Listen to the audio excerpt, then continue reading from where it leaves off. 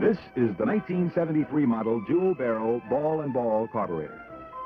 The carburetor and the automatic choke are two of the most frequently misunderstood, neglected, tinkered with, and unnecessarily overhauled parts of the automobile. There's nothing much inside of the carburetor that can wear or go wrong unless someone feeds it a slug of water or dirty fuel. Of course, the carburetor isn't completely trouble-free. More often than not, carburetor problems are caused by dirty or sticking external linkages or by external misadjustments.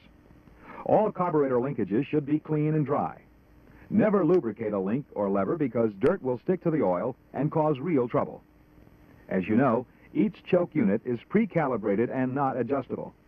There have been some important changes in the choke system to more nearly match starting and warm-up mixtures to engine requirements. The intake manifold choke well has been redesigned. It is now open-sided. The choke assembly now includes the well cover, the thermostatic choke coil, and an electric choke heating element. At temperatures above 60 degrees, the heater comes on and warms the choke coil. This shortens the choke on time when temperatures are moderate or when the engine is already warm. The control switch for the choke heater turns the heater on at temperatures above 60 degrees, turns it off at about 110 degrees. You'll find choke and heater testing details in your service manuals. Don't try to clean the heating element or you'll cause a short that'll ground out the ignition. A common mistake is to blame the choke when the real trouble is incorrect vacuum kick operation or possibly a sticking manifold heat control valve. A tight manifold heat control valve usually sticks in the open position. This causes very poor warm-up performance. Vacuum kick problems are more varied. If the vacuum kick diaphragm doesn't open the choke far enough, the engine will load up and roll. If the vacuum kick opening is too wide, the mixture will be too lean, and the engine will stall repeatedly until it is fully warmed up. Here's something worth remembering. The choke modulating spring built into the vacuum kick diaphragm unit must be fully compressed when checking the vacuum kick opening of the choke valve. The purpose of the modulating spring is to help open the choke as the engine warms up. The balance between the modulating spring and the thermostatic choke coil improves choke action and warm-up performance. Failure to compress the modulating spring when setting the vacuum kick will upset the balance between the thermostatic choke coil and the modulating spring. As a result, the engine will be overchoked and run very badly during warm-up.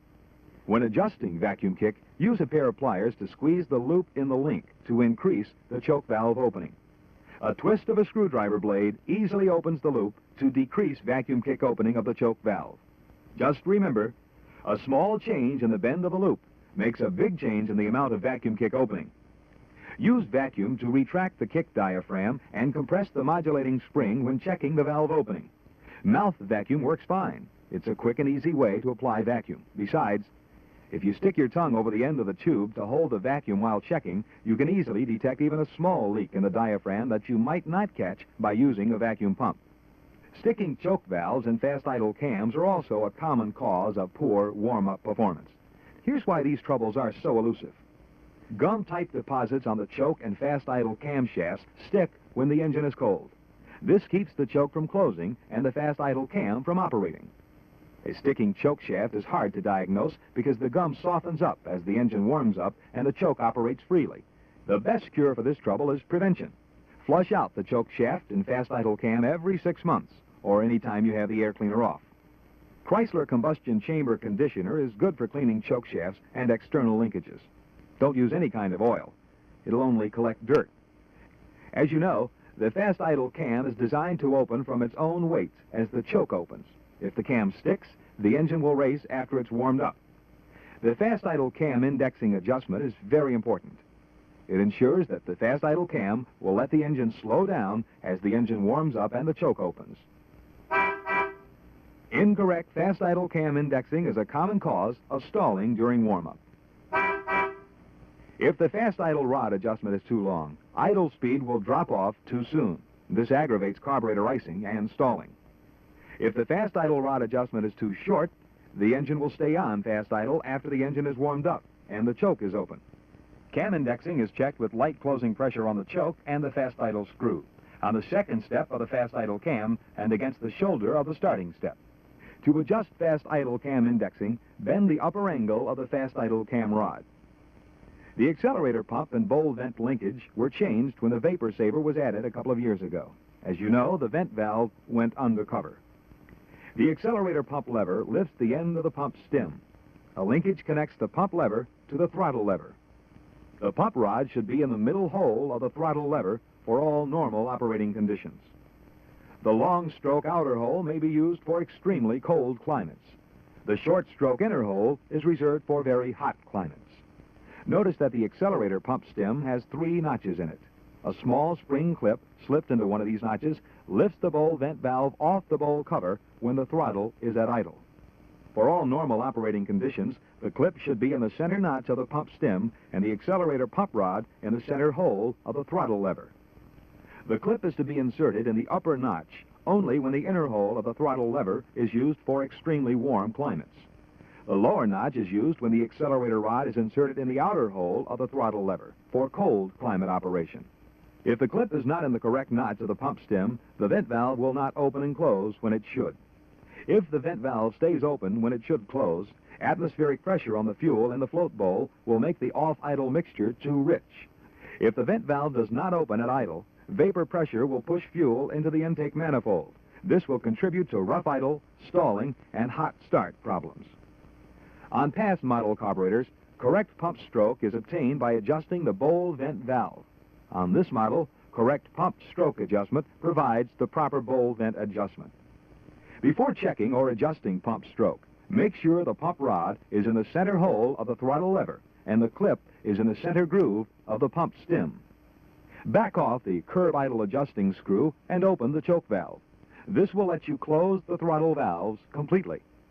Hold the throttle valves fully closed and measure from the air cleaner gasket surface to the end of the accelerator pump stem. This should be a bit more than 3/16 of an inch. Bend the lower end of the rod to adjust pump stroke. Bowl vent operation should be okay when pump stroke is correct. Now here's a quick check on vent operation. Blow lightly on the vapor saver connection of the bowl vent cover. With throttle valves fully closed, the vent should be open and there should be little resistance to blowing. Continue blowing lightly and very slowly open the throttle valves. Resistance to blowing should increase, indicating the vent valve is seating properly. Failure to pass this test calls for removal of the vapor saver cover and inspection of the clip, spring, and vent valve. Improper starting procedure and misunderstanding of the choke unloader is a common cause of flooding and starting problems. Often the driver's starting habits need fixing instead of the carburetor. Be sure that an owner who complains of this kind of trouble understands that the accelerator must be held wide open while cranking to clear a flooded engine. Although the choke unloader should be set to specifications, this adjustment is not as critical as most other carburetor specifications. The unloader is adjusted by bending the tang on the throttle lever. When the throttle valves are wide open, the unloader should open the choke valve 1/4 inch. And that brings us to idle speed and mixture adjustments. The objective is to obtain correct idle speed, correct air-fuel ratio, and correct balance between the two idle systems. When adjusting idle mixture, the engine must be completely warmed up and ignition timing must be correct. Be sure and use an accurate tachometer. Don't trust your ears. Use a reliable exhaust gas analyzer to check the air-fuel ratio. The first step is to make sure the analyzer is indicating correctly. To accomplish this, with the engine running at specified idle speed, open each idle mixture screw 1/16 of a turn. Within 10 seconds, the analyzer needle should move numerically lower. This indicates that opening the mixture screw has indeed made the mixture richer. If opening the mixture screws 1/16 of a turn does not result in a richer mixture reading, repeat the process, 1/16 turn at a time, until the meter does register a definite increase in richness. Now here's why this is so important. Some analyzers are not capable of registering very lean mixtures accurately. They may indicate that the mixture is getting richer when it is actually getting leaner as the idle mixture screws are closed. To eliminate this confusing possibility, you make sure the mixture is on the rich side to start with. Then, adjust both mixture screws leaner, 1/16 turn at a time, until the correct air-fuel ratio is obtained. You must keep one eye on the tach when adjusting idle mixture and readjust idle speed to specifications if it changes. As you know, the mixture ratios required to meet emission standards make it increasingly difficult to obtain smooth engine idle operation. However, if engine idle is very rough on an engine that is mechanically okay and properly tuned, you may have to balance the two idle systems. To do this, remove the plastic caps from the idle mixture screws and carefully seat both screws. Next, open both screws 1.5 turns to establish a balanced starting point. From there on, you follow the same idle mixture and idle speed adjusting procedures you would if the plastic mixture screw caps were in place. Just make sure you always adjust both screws exactly the same amount each time you change the mixture adjustment. This will ensure maintaining proper balance between the two sides of the carburetor. Here's a tip. After prolonged idling, the entire engine is apt to get hotter than normal. If this happens when you're adjusting idle mixture, you'll wind up with an air-fuel ratio that is too lean. Here's why. When the carburetor is abnormally hot, the fuel in the bowl will boil, and fuel vapor will be pushed through the carburetor, in addition to the regular idle mixture. When the carburetor is operating at normal temperature again, it'll stop supplying extra fuel vapor. As a result, the mixture will be too lean. To spot this condition, remove the exhaust analyzer probe from the tailpipe. Run the engine at about 2,000 RPM for about 30 seconds to get rid of some of the excess heat. Then, let engine speed drop back to normal. Put the probe back into the tailpipe and recheck the analyzer reading. If the meter shows that the mixture is now on the lean side, it should be readjusted. Of course, on all carburetors, you should always make sure that air horn screws, carburetor mounting nuts, and intake manifold screws are correctly torqued. Here's a common misadjustment. Someone disconnects or connects a fuel line without using a wrench to hold a fuel inlet fitting. This may upset the float level. As a matter of fact, float level is the only internal service adjustment, and correct float level is very important. So if external adjustments don't take care of a complaint, you better check the float level. When working on a carburetor on the bench, always use a carburetor stand or legs to protect the throttle valves. It doesn't take much of a bump to nick them or knock them out of alignment. Whatever you do, don't overlook the importance of connecting all of the vacuum and vapor hoses correctly. This is a bottom view of the carburetor model, which uses ported vacuum to control the exhaust gas recirculation system. This is a worm's eye view of the carburetor, which uses Venturi vacuum to control the exhaust gas recirculation system. Except for the method used to control the EGR valve, the two carburetors are alike. This was covered in last month's tech session on the cleaner air system, and you'll find a lot more on the subject in this month's reference book. So read your reference books and keep them handy.